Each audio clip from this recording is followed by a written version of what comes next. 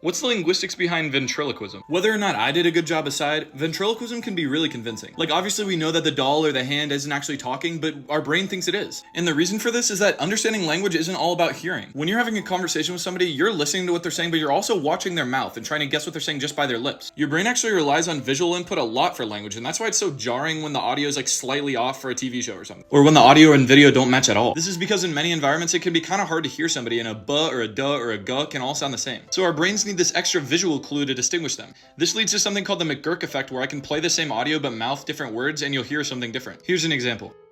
B. Ventriloquists take advantage of this effect to kind of trick our brains. So if they say the D sound without moving their mouth much, and then the puppet mouths a B sound, you're gonna hear the B sound even though it was never said. So in the first clip of this video, I said Hattie Dirt Day, but I kind of muffled it a little bit so your brain would rely more on the visual cues. I also used a common phrase like happy birthday so your brain would try even harder to fill in the blanks. Brains are really complicated prediction machines, and they're going to use whatever data they can to try to understand the world around them, and this applies to language. This active perception makes our brains susceptible to a lot of cool illusions and tricks. This is a great book about active perception and effects like this if you're interested.